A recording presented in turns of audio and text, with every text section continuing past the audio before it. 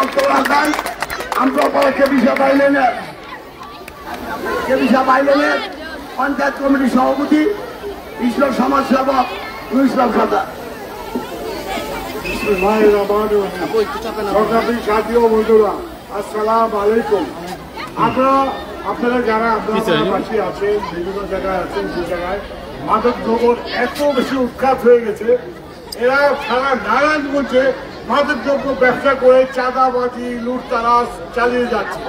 আমরা প্রশাসনের কাছে এসেছি, বিচার করতে হবে, তাদেরকে আইনের আনায় আনতে হবে, আদারওয়াইজ আমরা নিজের হাতে আইন তুলে দেব। আমি প্রশাসনকে বলতে চাই, আপনারা যদি নিজের দায়িত্ব না করেন, এটা আমরা জনগণ নিয়ে এলাকাবাসীকে প্রতিরোধ করব। আমি সাংবাদিক ভাইদের ধন্যবাদ জানাই, যারা আমাদের সাথে অনেকক্ষণ দীর্ঘক্ষণ ছিল। ছোট কমার মতো ভাইরা বোনরা আছে এখানে। আমাদের এলাকাটা হলো স্কুলের এলাকা, ওই স্কুলের মেয়েরা লেখাপড়া করে ওরা ঠিক কোনো যাতায়াত করতে পারে না। আমরা এর প্রতিবাদ করছি।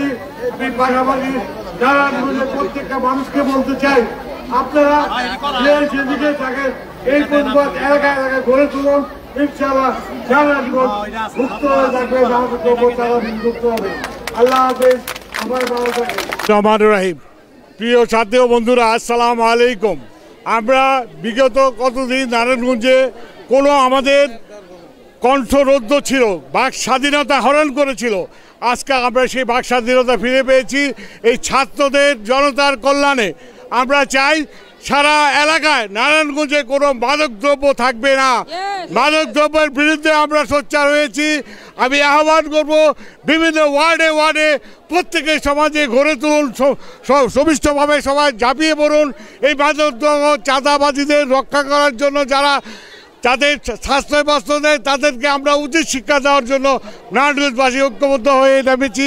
আপনারা আমাদের জন্য দোয়া করবেন, আমরা যেন মাদকমুক্ত নারায়ণগঞ্জ করে যেন ঘরে ফিরতে পারি।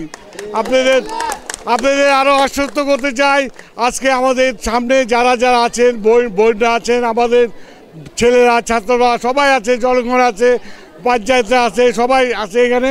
আপনারা দোয়া করবেন আমরা যেন প্রতিরোধ করতে পারি। আপনাদের দোয়া চাই, সমাজকে সুস্থ সমাজ হিসেবে দেখতে চাই, চাঁদাবাজি মুক্ত নারায়ণগঞ্জ দেখতে চাই। খুদা হাফেজ। বাংলাদেশ জিন্দাবাদ, বিএনপি জিন্দাবাদ।